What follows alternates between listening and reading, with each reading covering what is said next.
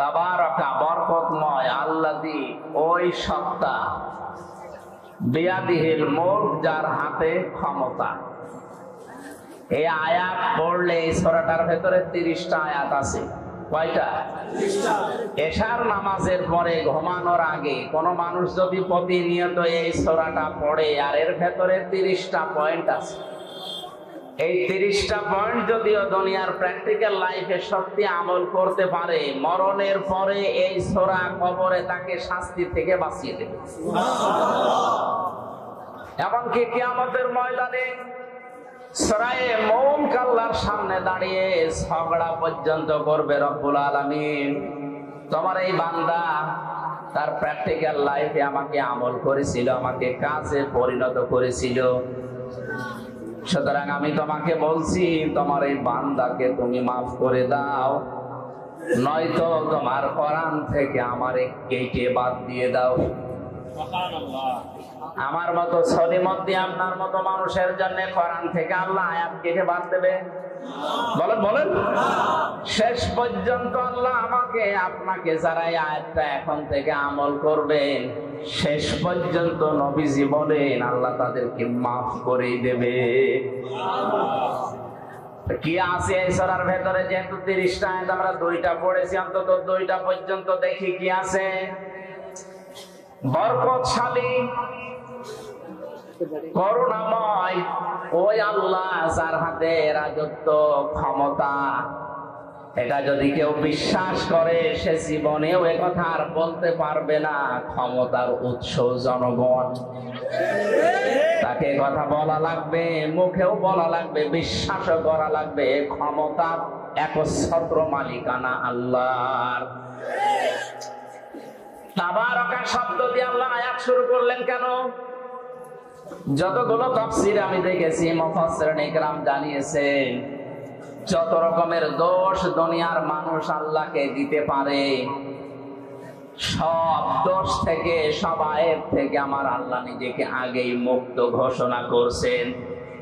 পৃথিবীর অনেকে আল্লাহর নামে দোষ দিয়েছে, আল্লাহর সন্তান আছে, এই জন্য আল্লাহ তাদেরকে কাফের ঘোষণা দিয়েছে, ওরা তারা খ্রিস্টান। অনেকে আল্লাহর স্ত্রী আছে, আল্লাহর পুত্র আছে, কথা বলার কারণে আল্লাহ তাদেরকেও কাফের বলে ঘোষণা দিয়েছে, তারা ইহুদি। আজ মুসলমান নামধারী অনেকের ভেতরে এই ধারণা বদ্ধমূল হয়ে আছে। ইহুদি খ্রিস্টানরা সরাসরি আল্লাহকে সন্তান স্ত্রী আছে এই দোষ দেয়। আমরা নামধারী মুসলমানেরা হয়তো আল্লাহর সন্তান আছে স্ত্রী আছে এই কথা বলি না, কিন্তু বলি আল্লাহর সাথে আমার বাবাও আছে। আজ আমরা অনেক কিছু দিতেছি, দান করছি, কিন্তু সব দলীয়করণ এই লাইনে চলে গেছে। আমি যে ঈমান পরিপূর্ণ করে নেওয়ার জন্য আল্লাহর জন্য দেব, এই মন মানসিকতা আমাদের নষ্ট হয়ে যাচ্ছে।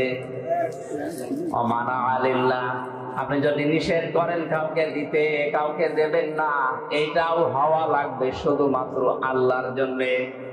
নবীজি বলেন কথাগুলো যদিও ছোট ছোট, এই 4টা কথা যাদের মগজ আছে মাথায়, তামাম দুনিয়া দেখবেন এর ভেতরে লুকিয়ে আছে।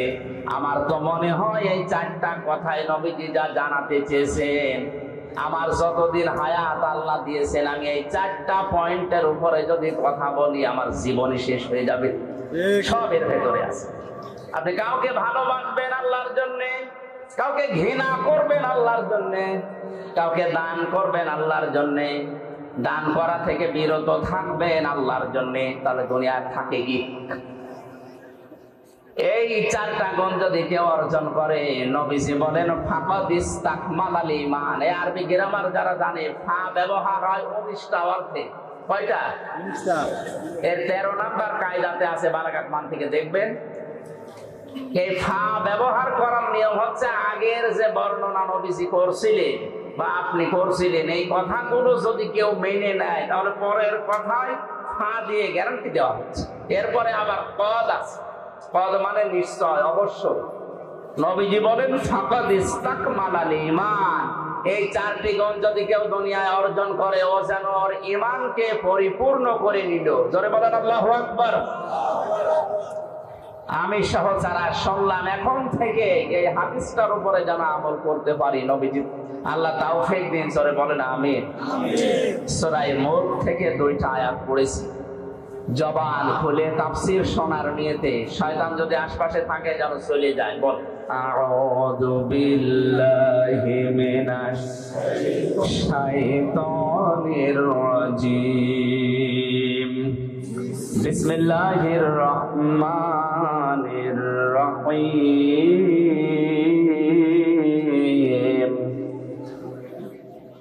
তাবারাকাল্লাযী বিয়াদিহিল মুলক ওয়া হুয়া আলা কুল্লি শাইইন কাদির। আল্লাযী খালাকাল মাউতা ওয়াল হায়াতা লিয়াবলুয়াকুম আইয়ুকুম আহসানু আমালা ওয়া হুয়াল আজিজুল গফুর।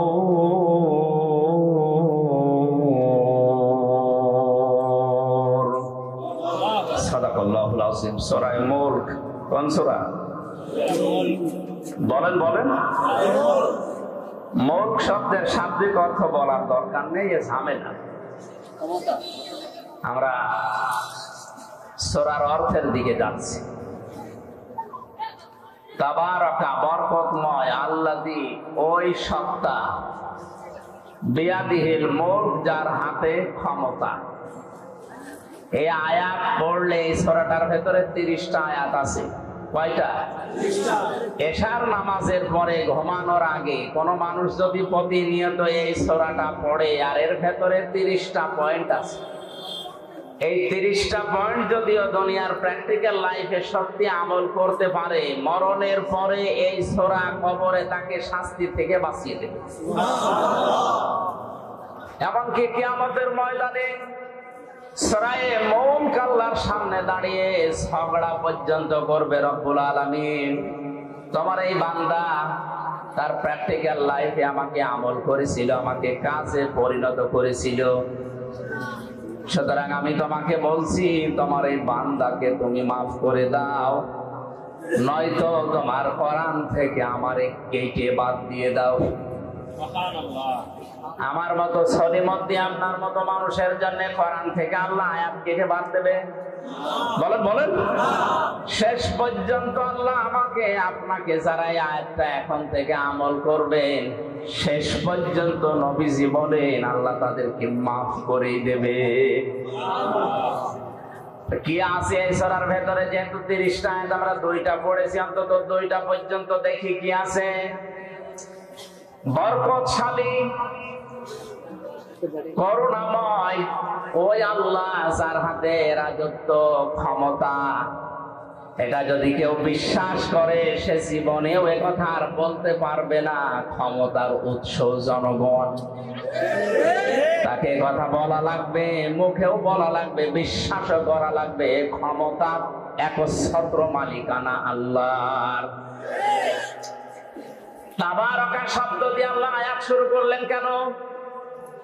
যতগুলো তাফসীর আমি দেখেছি, মুফাসসিরিন ইকরাম জানিয়েছেন যত রকমের দোষ দুনিয়ার মানুষ আল্লাহকে দিতে পারে, সব দোষ থেকে, সব আয়াত থেকে আমার আল্লাহ নিজেকে আগেই মুক্ত ঘোষণা করছেন। পৃথিবীর অনেকে আল্লাহর নামে দোষ দিয়েছে, আল্লাহর সন্তান আছে, এই জন্য আল্লাহ তাদেরকে কাফের ঘোষণা দিয়েছে, ওরা তারা খ্রিস্টান। অনেকে আল্লাহর স্ত্রী আছে, আল্লাহর পুত্র আছে, কথা বলার কারণে আল্লাহ তাদেরকেও কাফের বলে ঘোষণা দিয়েছে, তারা ইহুদি। আজ মুসলমান নামধারী অনেকের ভেতরেই এই ধারণা বদ্ধমূল হয়ে আছে। ইহুদি খ্রিস্টানরা সরাসরি আল্লাহকে সন্তান, স্ত্রী আছে এই দোষ দেয়।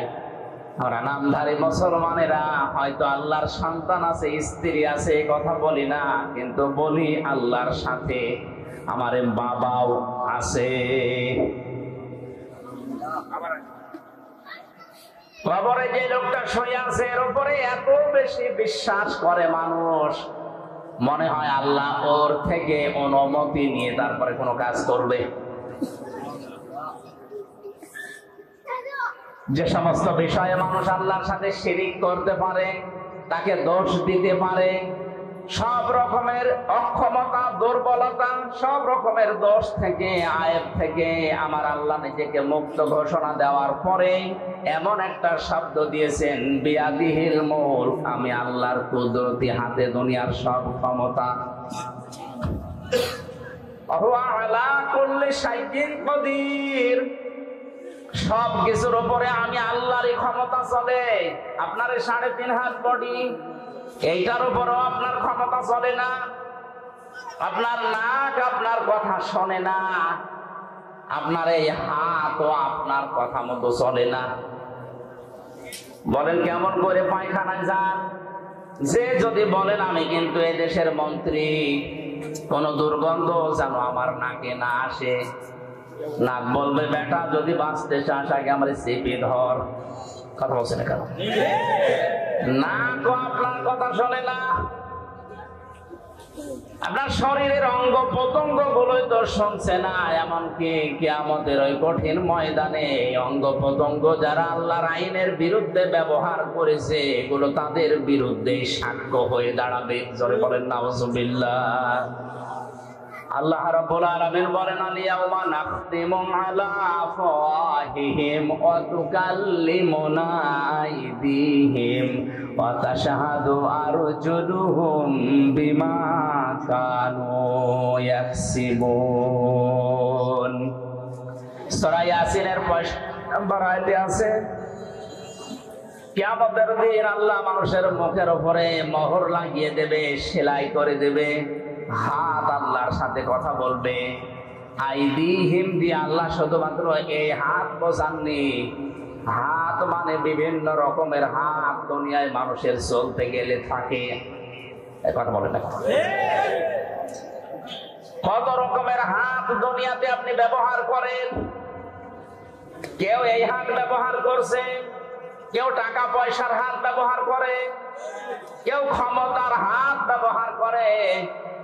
দুনিয়ায় যে হাত ব্যবহার করে আপনি আল্লাহর বিরুদ্ধে, মানবতার বিরুদ্ধে অবস্থান নিয়েছিলেন, কিয়ামতের দিন ওই হাতগুলো আপনাকে আল্লাহর বিরুদ্ধে সাক্ষী দেওয়ার জন্য, আপনার বিরুদ্ধে আল্লাহর কাছে সাক্ষী দেওয়ার জন্য দাঁড়াবে।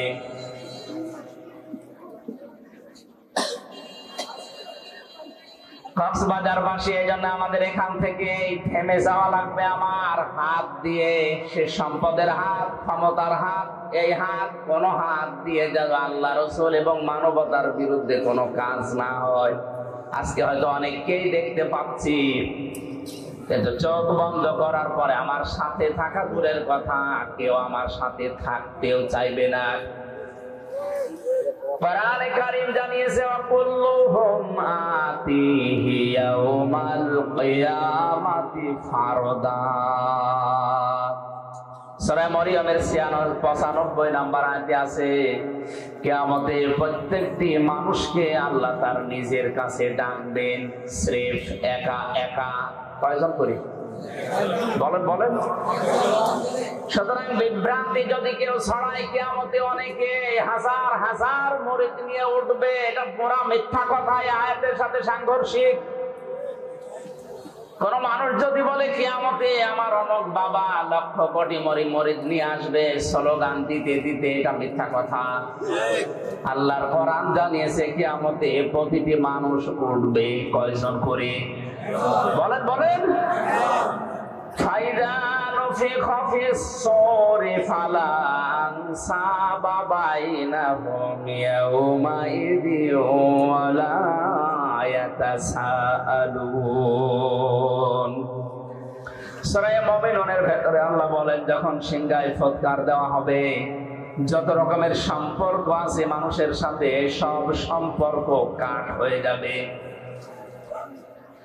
রক্তের সম্পর্ক হোক, আত্মীয়তার সম্পর্ক হোক, দলীয় সম্পর্ক হোক, ও কক্সবাজারবাসী, এই সামনে আমার শুধু এই 20,000 মানুষ বসে নেই। মিডিয়ারা কালকে এটা ছড়াবে, তাম দুনিয়ার 750 কোটি মানুষের কাছে এটা ছড়িয়ে যাবে বিভিন্ন ভাষায়। সবাইকে সামনে নিয়ে বলছি, কিয়ামতের ময়দানে সব সম্পর্ক কাট হয়ে যাবে। এমনকি কেউ কারো সম্পর্কে কোনো প্রশ্ন করার সুযোগ পাবে না। পরিচয় থাকলেও পরিচয় দিতে চাইবে না, ভুলে যাবে। এই জন্য আমার এখনই সাবধান হওয়া দরকার। আজকের এই মাহফিলে সচেতন হওয়ার জন্যই দিয়েছে আল্লাহ। যেহেতু সব কিছুর উপরে ক্ষমতাবান, তার দিকে ভরসা আমারে ঠিক ওই পরিমাণ করা দরকার। কথা বলেন ঠিক কিনা? আমার বাস্তব জীবনের কথা বলছি। আমার 2টা মেয়ে আছে, একটা 10 বছর, একটা এই 3.5-4 বছর। আমি উপরের দিকে ভাবে ছড়ে মারলেও কান্নাকাটি করে, আর ছোটটারে উপরে তুললে ও যত উপরে তুলতে চায় তত আরো হাসে। বড়টা জানে যে আমার বাবা যদি উপরে আমার ছুড়ে মারে আমার ধরতে পারবে না, পড়ে গেলে আমার লাগবে, আমার ব্যথা লাগবে। আর ছোটটার ভেতরে এখনো পর্যন্ত ওই বুঝ আসেনি, ওরে যত উপরে ছুড়ে মারি তত হাসে। কারণ ওর বিশ্বাস আছে আমার উপরে, আমার বাবা যত উপরে মারুক না কেন নিচে হাত দিতে রাখবে।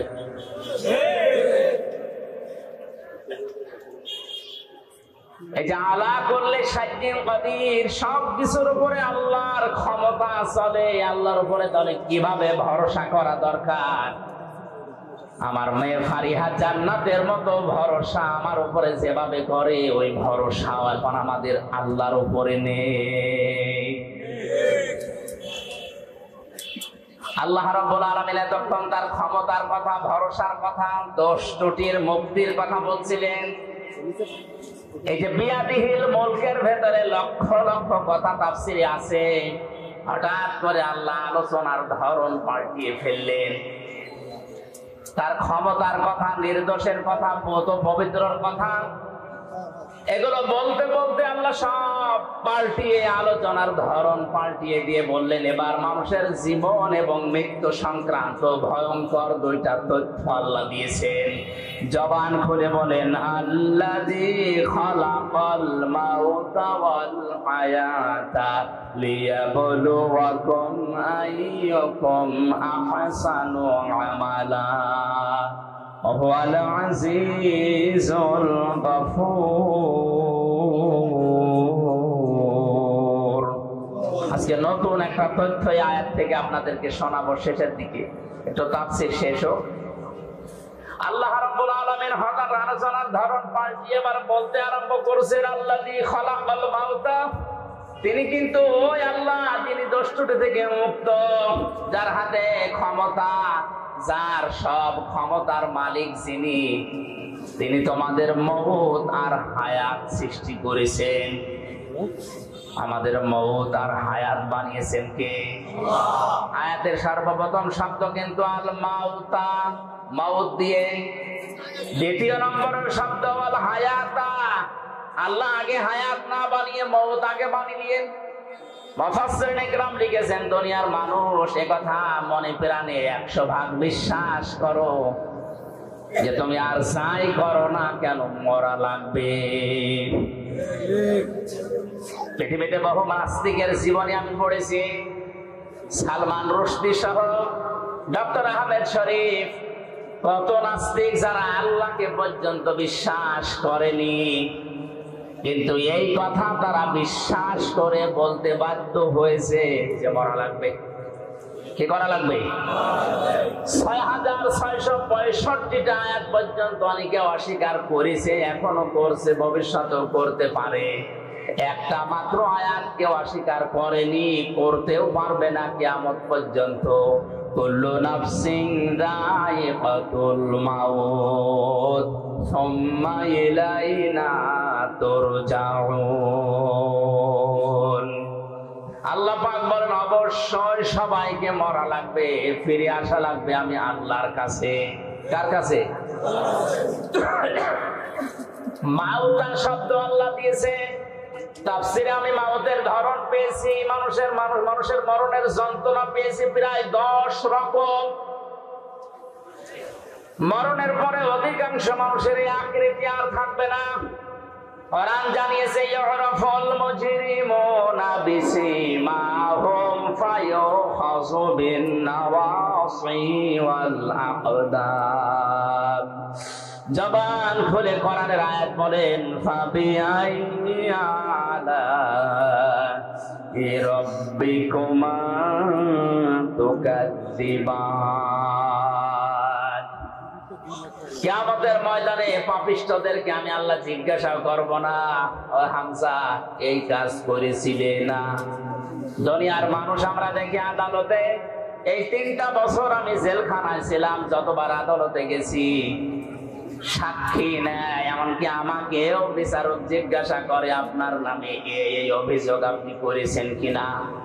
উনি নিচে যেহেতু জানে না, উকিল যারা দাঁড়ায় তাদের কথাও শুনে বিশ্বাস পায় না, শেষ পর্যন্ত আমারে জিজ্ঞাসা করে আপনি এই অপরাধ করেছেন কিনা।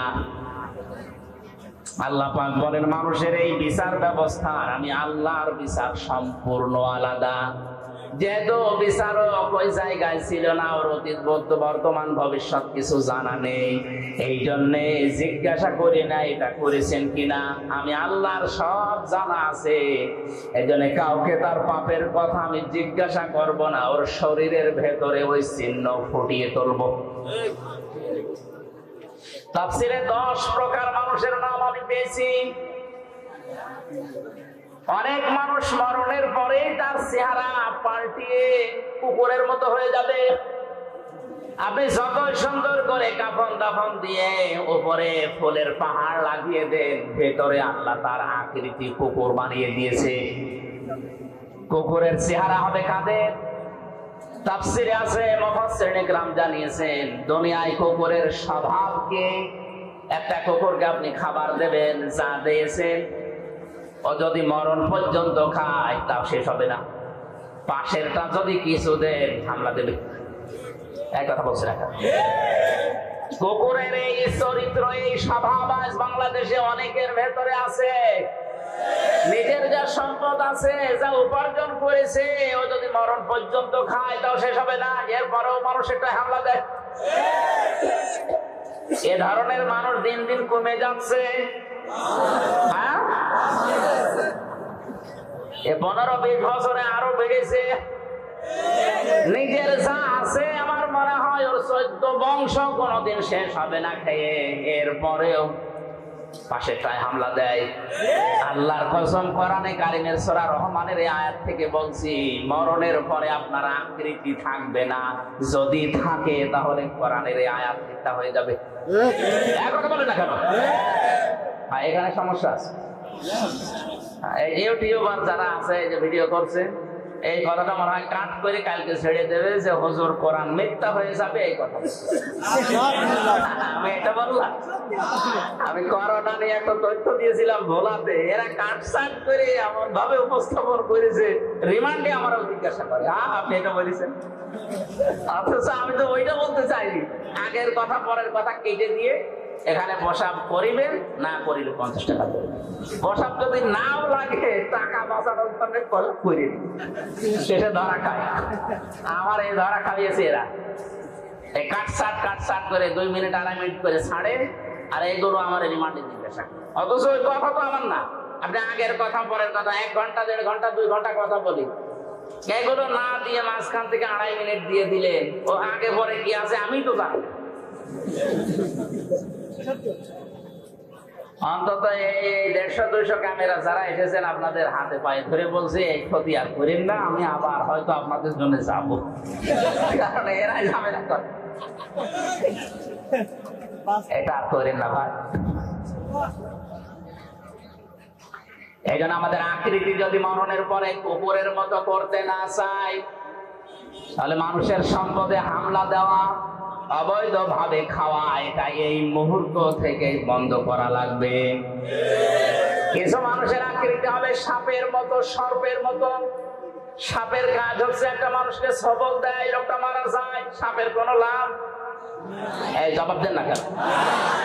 অনেক মানুষ এখন এই দেশে তৈরি হচ্ছে, সকালবেলা থেকে ওঠার পরেই ওর ধান্দা থাকে কার ক্ষতি করব, অথচ নিজের কোনো লাভ হয়। মাঝখান থেকে লোকটা 2 বছর জেল হয়ে যায়। আমার পেছনে যারা লেগে আমার এই 3 বছরে জেল খাটিয়েছে তাদের কোনো লাভ হয়নি। মাঝখান থেকে আমার 3টা বছর অন্ধকারে গেল। আমার স্ত্রী সন্তান কষ্ট পেয়েছে, আমার বাবা মা কষ্ট পেয়েছে। তাদের কি হলো? তারা হ্যাঁ টাকা পয়সা কিছু পেয়েছে, ওইটা আমি নাই বলতাম, তারা আর কি লাভ হলো? এই মানুষগুলো যদি আমার কাছে স্বীকার না করে, স্বীকার মানে তওবা করা, স্বীকার মানে কি? আমার কাছে মাপ চাওয়া, স্বীকার করা, তওবা করা, এটা যদি দুনিয়ার জীবদ্দশায় এটা না করে আমার এই 3টা বছর যারা নষ্ট করেছে ওইভাবেই মারা যায়, আল্লাহর কসম এদের আকৃতি কিয়ামতের দিন আমার এই ক্ষতি করার কারণে সাপের মতো হবে। দেখলে আমি বলবো যে এই তো সেই লোক। শুধু আমার ব্যাপারে আমি বললাম, এরকম হাজারো মানুষের জীবনে ঘটছে এখন, না ঘটছে না? আকৃতি যদি ঠিক রাখতে চান, এই সুন্দর চেহারা আপনার থাকবে না। 3 নম্বরে কিছু মানুষের আকার হবে শুকুরের মতো। কিসের মতো? শুকুর। দেখবেন নিজের বউ, ছেলে মেয়ে, বেটার বউ সব নিয়ে যায়, একটা অনুষ্ঠানে যায়, কোন জায়গায় যে নিচে বসে বসে এক জায়গায় থাকে, আর ওগুলো সব কচু খেতে ছেড়ে যায়। কার সাথে কি করছে আল্লাহ ছাড়া কেউ জানে না। কত মানুষের চরিত্র তাকান, নিজের বউ যদি সুন্দর হয় দিশাই পায়না করবে, আরো সুন্দর করে সাজায়, মানুষকে দেখায় যে জিনিস আমার আছে, জিনিস আছে, আপনি নিজে দেখেন, মানুষ দিয়ে দেখানো দরকার কি? বউ সুন্দরী স্যার, এগুলো যদি দেখানোর মতো জিনিস হতো, এই যে কোরআন শরীফ আমি হাতে নিয়ে বলছে আমার তো আমি সত্যি আগে দেখাতাম। আপনার দেখো আমার বউ একেবারে কম সুন্দর তা রিমান্ডে একটা কথা বলতেন, রিমান্ডে আমার বিয়ের একটা ছবি ছিল মোবাইলে, ছবি উল্টাতে উল্টাতে বলছে হুজুর আপনার এই মোবাইলে পূর্ণিমার ছবি। পূর্ণিমা মানে পূর্ণিমা আমি কোথায় পাবো? এই যে এটা আমার বউ। হ্যাঁ হুজুর এত সুন্দর বউ কি করে পাইল? এই বউ দাম তুলে নিয়ে আসবো। এই শেষ পর্যন্ত আরো ঘটনা যা ঘটার ঘটেছে। সম্মানিত ভাইরা, বউ দেখানোর জিনিস না, এটা দেখার জিনিস। মেয়ে লোকের এই চেহারা, এই সৌন্দর্য শুধুমাত্র তার স্বামীর জন্য, তার বাবার জন্যও না। এক কথা বলেন না কেন? যে বাবা জন্ম দিয়েছে ওই বাবার জন্য যদি এই সৌন্দর্য উপভোগ করা জায়েজ না থাকে, শুধু স্বামী বাদ দিয়ে, তাহলে দুনিয়া আর কার জন্য জায়েজ হয় আপনি আবার বিবেক দিয়ে বলেন। এরপরও যদি কেউ নিজের বউকে, নিজের যুবতী মেয়েকে আরো সুন্দর করে সাজিয়ে প্রদর্শন করে যে জিনিস আমার আছে দেখো, কিয়ামতের দিন আপনার এই আকৃতি থাকবে না, আপনি শুকর হয়ে উঠবেন। জোরে বলেন নাউযুবিল্লাহ। কত মানুষ আল্লাহওয়ালা দেখতে মনে হয়, নামাজ পড়ে, তাহাজ্জুদের নামাজ পর্যন্ত পড়ে, কিন্তু বাড়িতে এই পর্দার ব্যাপারে উদাসীন, কিছু মনেও করে না। আমার জেলাতে একবার ম্যাট্রিক পরীক্ষা দিতে নিয়ে যাবে মেয়েকে, এই 16 বছর 17 বছর বয়স এরকম যুবতী মেয়েকে ম্যাট্রিক পরীক্ষা দেওয়ার জন্য বাবা এই ভ্যানের পেছনে বসে ঘন্টা দিয়ে তসবিহ নিয়ে আল্লাহ আল্লাহ করছে, আর মেয়েকে সামনে বসিয়েছে। আমি মোটরসাইকেল নিয়ে সামনে দিয়ে যাচ্ছিলাম, ডাক দিয়ে বলছে মুরব্বী এইভাবে আছেন একেবারে সব কিছু ঢেকে। বলছে বাবাজি দিনকাল ভালো না, কার মেয়ের দিকে নজর দেয় বলা যায় না, এই জন্য আমি আল্লাহ আল্লাহ করছি। সামনে এটাকে আমার মেয়ে পরীক্ষা দিতে যাচ্ছে, তা আপনি সামনে ক্ষেপণাস্ত্র ফিট করে রেখেছেন আর পড়ছেন সুবহানাল্লাহ আলহামদুলিল্লাহ আল্লাহ, এ কাজ হবে? আগে ওইটা ঢাকে, আপনার মাথায় পাগড়ি দেওয়ার দরকার নেই, এই পাগড়ি ওই মেয়ের মাথায়। এই জন্য আকৃতি যদি শুকুরের মতো করতে কেউ না চান, এই মুহূর্তে নিজের বউকে, নিজের বোনকে, বেটার বউকে, নিজের মেয়েকে পর্দার ভেতরে নিয়ে আসে। আপনাকে বাঁচার জন্য আমি বললাম, এরকম 10 প্রকার আছে, আমি সবগুলো বলতে পারছি না। কয়টা পর্যন্ত করবো? 12টা না শেষ করবো? একটা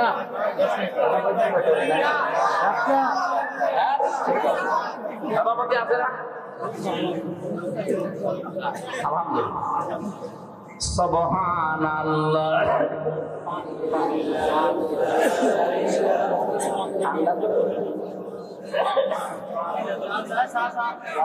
নিয়ে আসার দরকার নেই, এখানে থাকলে দেন, না থাকলে থাক। হ্যাঁ ঠিক আছে। সুবহানাল্লাহ আলহামদুলিল্লাহ লা ইলাহা ইল্লাল্লাহ সুবহানাল্লাহ আলহামদুলিল্লাহ লা ইলাহা ইল্লাল্লাহ।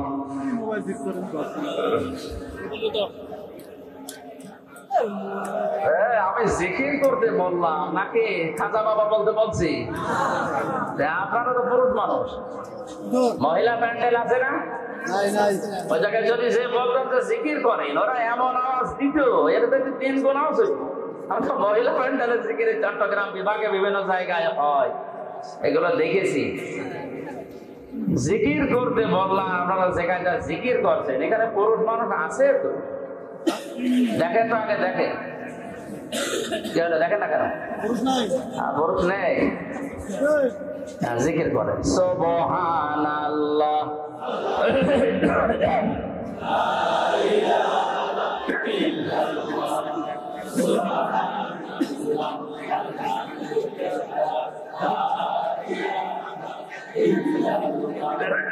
সুবহানাল্লাহ আলহামদুলিল্লাহ লা ইলাহা ইল্লাল্লাহ লা ইলাহা ইল্লাল্লাহ মুহাম্মাদুর রাসূলুল্লাহ।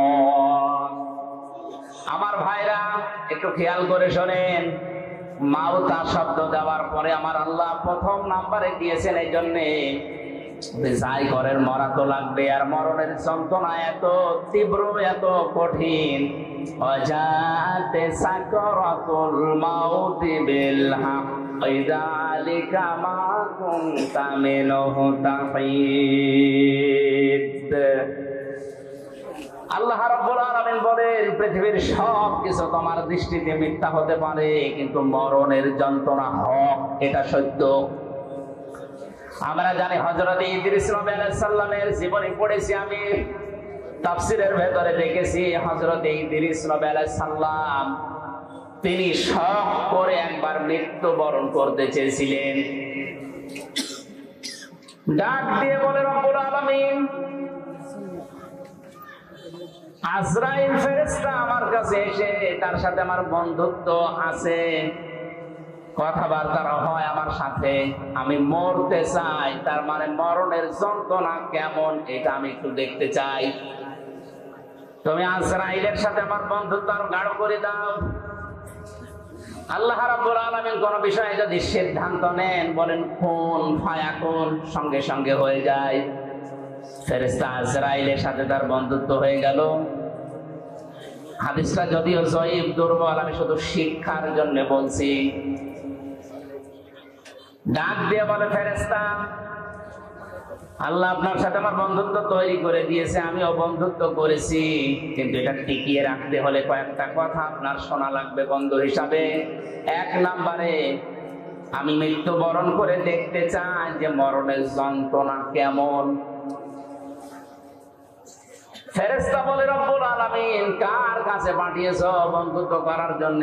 এটা পুরা ভেজাল, মরে দেখতে চাই কেমন লাগে। আল্লাহ পাক অর্ডার দিলেন, তিনি বললেন হ্যাঁ আমাকে মারবেন, কিন্তু মরণের পরে আবার আমার রূহ ফিরিয়ে দেবেন, আমাকে আবার জীবন দিয়ে দেবেন। তাফসীরে এসেছে তিনি যে শখ করে মৃত্যুবরণ করেছিলেন, কেমন যন্ত্রণা পেয়েছিলেন জানেন? একটা জিন্দা ছাগলকে চামড়া ছিলে লবণ লাগিয়ে দিলে যেমন কষ্ট হয়, ওইরকম কষ্ট পেয়েছিলেন। পৃথিবীর সর্বশ্রেষ্ঠ মানুষ যিনি, আল্লাহর পরে যার স্থান, আমাদের নবী মুহাম্মদুর রাসূলুল্লাহ সাল্লাল্লাহু আলাইহি ওয়াসাল্লাম, তিনি ওই মরণের যন্ত্রণা থেকে রেহাই পাননি। বারবার তার শরীর শুকিয়ে যাচ্ছিল, ঘেমে যাচ্ছিল, ঘামগুলো মুছিয়ে দেয় হযরতে ফাতেমা, হযরতে আয়েশা, আবার ঘেমে যান। মরণের যন্ত্রণা যখন শুরু হয়ে গেছে, হযরতে আজরাইল তার দরজায় এসে কড়া নাড়া দিয়েছে। ফাতেমা তো জহরা দরজা যায়, যাওয়ার পরে দেখলেন বিশাল আকৃতির একজন দাঁড়িয়ে আছে। ভয়ে দৌড় দিয়ে বাবার কাছে আসলেন, ডাক দিয়ে বলে, বাবা, এমন একটা মানুষকে দেখলাম, জীবনে ওর আগে আমি দেখি নাই। এর মাথা আকাশের দিকে, পাঁচ জমিনের সাথে, এত উঁচা, এত লম্বা। নবীজি চোখের পানি গড়িয়ে পড়লো, ডাক দিয়ে বলে, মা ফাতেমা, এটা দুনিয়ার কেউ না, এটা তোমাকে এসেছে এতিম বানাতে, এটা ফেরেশতা আজরাইল, আসতে দাও। সালাম দেওয়ার পরে ভেতরে প্রবেশ করলেন, ডাক দিয়ে বলে, ইয়া রাসূলুল্লাহ, আল্লাহ পাক আমাকে পাঠিয়েছেন দুইটা খবর পাঠানোর জন্য। আপনি যদি যেতে চান আমি নিয়ে যাব, যদি না যেতে চান আপনি থাকতে পারবেন। নবীজি বললেন, আজরাইল, আমি যদি থাকতে চাই কতদিন থাকতে পারবো? ফেরেশতা বলে, হ্যাঁ, আপনি যতদিন ইচ্ছা ততদিন থাকতে পারবেন। তারপরে কি? মরা লাগবে। তারপরে কি? কারণ হচ্ছে আল্লাযী খলাকাল মাউতা, আল্লাহ সর্বপ্রথম বানিয়েছেন মউত। আপনি আল্লাহর প্রিয়, আল্লাহর বন্ধু, আল্লাহর দোস্ত, আল্লাহর হাবিব, সব ঠিক আছে। আপনি যতদিন থাকতে ইচ্ছা করেন ততদিন থাকতেও পারবেন, কিন্তু ফাইনাল কথা, মরা লাগবে। নবীজি বললেন, আজরাইল, মরাই যদি লাগে তাহলে নশ্বর দুনিয়ায় থেকে আমার আর লাভ নেই। মহান আল্লাহ যদি আমার অপেক্ষায় অপেক্ষমান থাকে তারা আমাকে নিয়ে চলো। আজরাইল বলেন, আমি শুধু হাতটা তার বুকের উপরে রাখলাম। বিশ্বনবী ডাক দিয়েই বললেন, আজরাইল, তাড়াতাড়ি তোমার হাত আমার বুকের উপর থেকে সরাও, মনে হচ্ছে উহুদ পাহাড় আমার বুকের উপরে রেখে দিয়েছো। কক্সবাজারবাসী বলে, যে লোকটা জীবনে কোনোদিন হাত তুলে মোনাজাত করলে আল্লাহ ফেরত দেওয়া দূরের কথা, মনের ভেতরে আকাঙ্ক্ষা আসলে যার দোয়া কবুল হয়ে গেছে। জোহরের নামাজ পড়ছিলেন তিনি বাইতুল মুকাদ্দাসের দিকে। 2 রাকাত নামাজ হওয়ার পরে আকাশের দিকে তাকিয়ে মনের ভেতরে একটা আকাঙ্ক্ষা এসেছে, আল্লাহ 16 থেকে 17 মাস পর্যন্ত আজ এই বাইতুল মুকাদ্দাসের দিকে আমি নামাজ পড়ছি। আমার মনটা খুব বেশি চায় আমি যদি কাবা শরীফের দিকে ঘুরে নামাজ পড়তে পারতাম তাহলে আমার মন আরো তৃপ্ত হয়ে যেত। নামাজের ভেতরে ওহী নাযিল করে দিলেন আল্লাহ পাক, কাদেনারা তাকাল্লুবা ওয়াজহিকা ফিস সামা ফালানুওয়াল্লিয়ান্নাকা কিবলাতান তারদাহা ফাওয়াল্লি ওয়াজহাকা শাতরাল মাসজিদিল হারাম। হে নবী, আপনি আকাশের দিকে মুখ উত্তোলন করেছিলেন, আমি কিন্তু বুঝতে পেরেছি যে আপনার মনে কি চাই। আপনার মন চাই এই 16-17 মাস নামাজ পড়লেন বাইতুল মুকাদ্দাসের দিকে, কাবার দিকে মন চাই নামাজ পড়তে। জোহরের নামাজের বাকি 2 রাকাত আর মুকাদ্দাসের দিকে পড়া লাগবে না, নামাজের ভেতরে আপনি ঘুরে বাকি রাকাত কাবার দিকে পড়ে। এই জন্য এই মসজিদকে কিবলা টাইম বলা হয়, 2 কিবলার মসজিদ। একই নামাজ আল্লাহর নবী 4 রাকাত পড়েছিলেন, 2 রাকাত বাইতুল মুকাদ্দাসে, 2 রাকাত কাবার দিকে। বলেন যে লোকটা শুধু মনের ভেতরে কামনা বাসনা আসলেই কবুল হয়ে যায়, আকাশের তারকা দেখে, চাঁদ দেখে হাত আঙ্গুল দিয়ে ইশারা দিলে 2 টুকরা হয়ে যেত। 5 জমিন থেকে তুললে ওটা সঙ্গে সঙ্গে আরশে চলে যেত। এত বড় পাওয়ার ছিল, সম্মান ছিল যার। এই লোকটার মরণের যন্ত্রণা যদি আজরাইলের হাত রাখার পরে এমন তীব্র হয়, আমাদের কিছুই হবে না।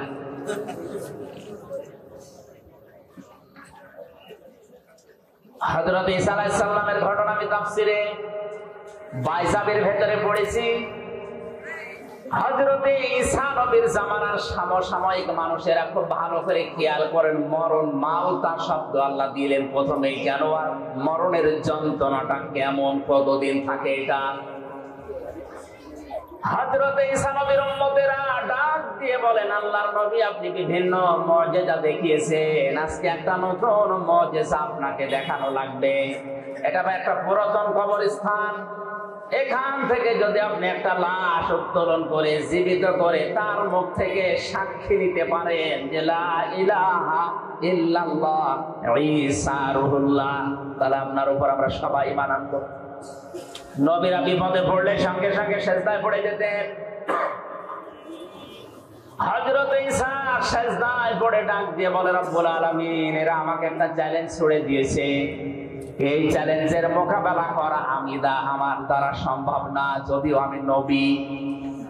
তোমার সাহায্য লাগবে এখন, মেহেরবানি করে এদের হেদায়েত দেওয়ার উসিলায় হলেও তুমি আমাকে সাহায্য করো, পাঠাও। আল্লাহ রাব্বুল আলামিন তাকে ওহী দিলেন, কবরের দিকে আঙ্গুল দিয়ে তিনি বললেন, কুম বিইজনিল্লাহ, হে কবরবাসী, আল্লাহর হুকুমে তুমি জিন্দা হয়ে যাও। সঙ্গে সঙ্গে কবর থেকে একটা মরা মানুষ জিন্দা হয়ে হযরত ঈসা নবীকে সালাম দিয়েছে। সালাম দেওয়ার সঙ্গে সঙ্গে বললেন, হে আল্লাহর নবী ঈসা রুহুল্লাহ, এ সালাম শুধু আমি আমার পক্ষ থেকে না, আমার বাবার পক্ষ থেকে সালাম আপনি গ্রহণ করেন। হযরত ঈসা আশ্চর্য হয়ে বললেন, আল্লাহর বান্দা, কে তুমি, তোমার পরিচয় কি, আর তোমার বাবাই বাপকে? কবরবাসী ডাক দিয়ে বলেছেন, আল্লাহর নবী ঈসা, আমি আজকের সন্তান না, আজকে থেকে 4500 বছর আগে আমি দুনিয়া থেকে বিদায় নিয়েছি। আমার বাবার নাম হযরতে নূহ আলাইহিস সালাম, আর আমার নাম শাম।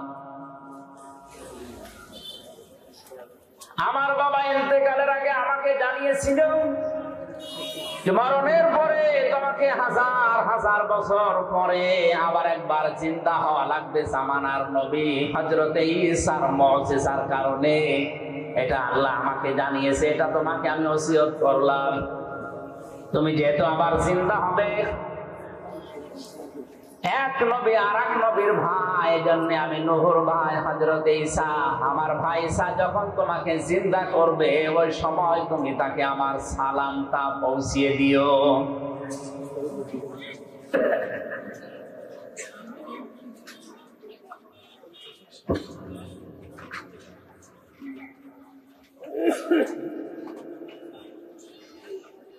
হযরত ঈসা রুহুল্লাহ আশ্চর্য হয়ে বললেন, শাম,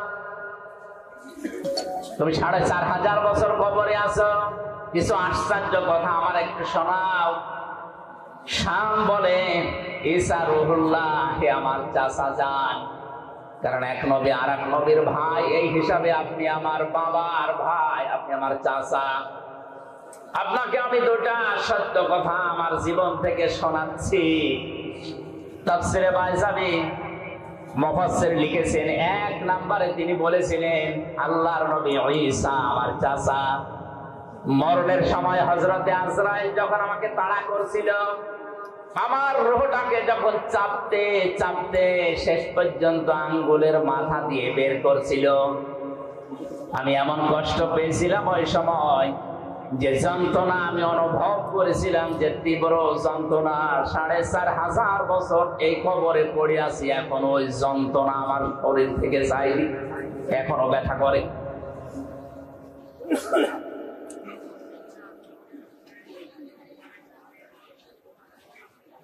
দ্বিতীয় নম্বরে, কবে কিয়ামত হবে আমিও জানি না। কিয়ামতের ওই কঠিন ময়দানে ওঠার আগ পর্যন্ত আমার শরীরের 360 জোড়া বিভিন্ন অঙ্গ প্রত্যঙ্গে জোড়া দেওয়া আছে। এই জোড়াগুলো আমার এখনো পর্যন্ত এই 4500 বছরের ভেতরে মনে হয় এখন কে যেন আমাকে পিটিয়েছে। মুফাসসির লিখেছেন শেষের দিকে, হযরতে শাম তিনি একজন নবী ছিলেন, যদি নবী নাও থাকেন তিনি একজন নবীর সন্তান।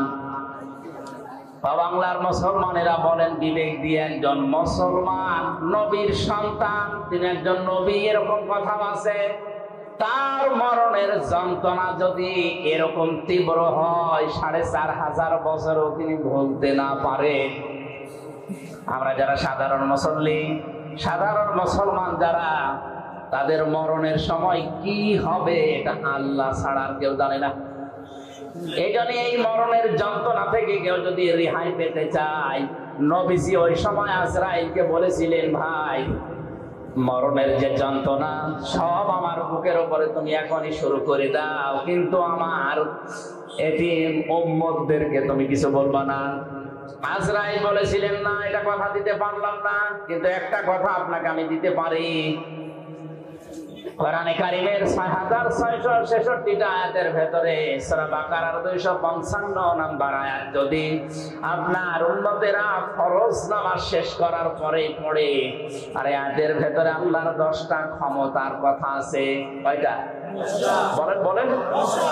এই 10টা ক্ষমতা যদি ওর প্র্যাকটিক্যাল লাইফেও মেনে চলে, আমি আজরাইল কথা দিলাম মরণের সময় ওর কোনো শাস্তি যন্ত্রণা হবে না। মানুষ মায়ের বুকে দুধ খেতে খেতে যেভাবে ঘুমিয়ে যায় বাচ্চারা, ঠিক আমি ওইভাবে ওর জীবন কবজ করব। যে যন্ত্রণা থেকে নবীজি পর্যন্ত রেহাই পেলেন না, হযরতে শাম রেহাই পাননি, কেউ এই যন্ত্রণা থেকে বাদ যায়নি। সেখানে যে ফেরেশতা আজরাইল কবজ করবে জান, সেই যদি বলে যে আমি মাফ করে দেব, শাস্তি দেব না, এই আমলটা করলে শুধুমাত্র ফরজ নামাজের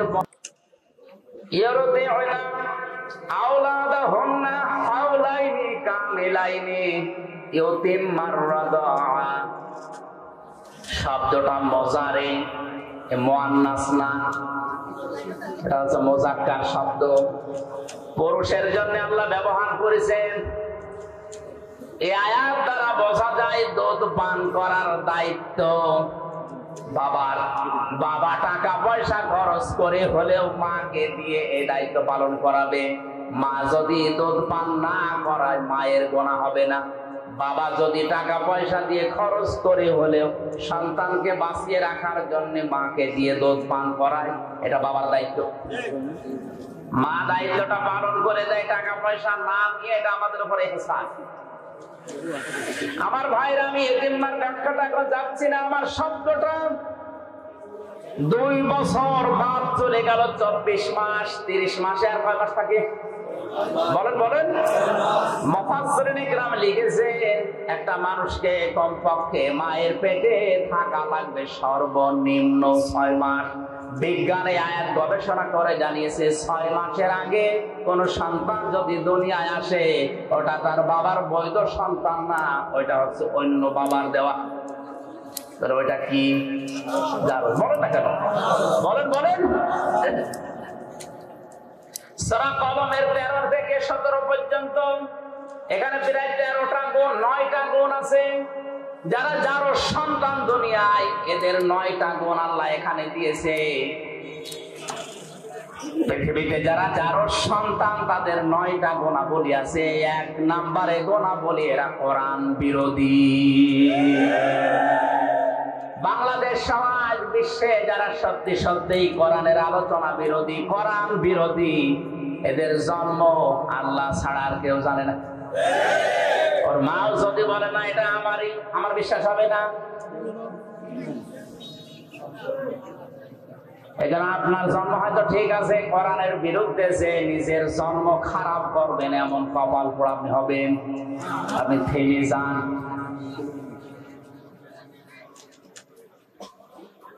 মায়ের পেটের ভেতরে এই জন্য 6 মাস থাকাই লাগবে। এক একটা শব্দে লক্ষ লক্ষ কথা আছে, আমি খুব তাড়াতাড়ি সংক্ষেপ করছি। 3 নম্বরে আলমে দুনিয়া, এই যে জগতে আমরা আছি, 60, 70, 80 বছরের হায়াত। 4 নম্বরে আলমে বারজাখ, কবরের জগৎ। 5 নম্বরে আলমে আখিরাত, আখিরাতের ওই জগৎ। আল্লাহ পাক বলেন, হামাবুদার হায়াত বানিয়ে দুনিয়ায় পাঠিয়েছি খেলা করার জন্য না, লিয়াবলুয়াকুম আইয়ুকুম আহসানু আমালা। আমি দেখতে চাই তোমাদের ভেতরে কে ভালো কাজ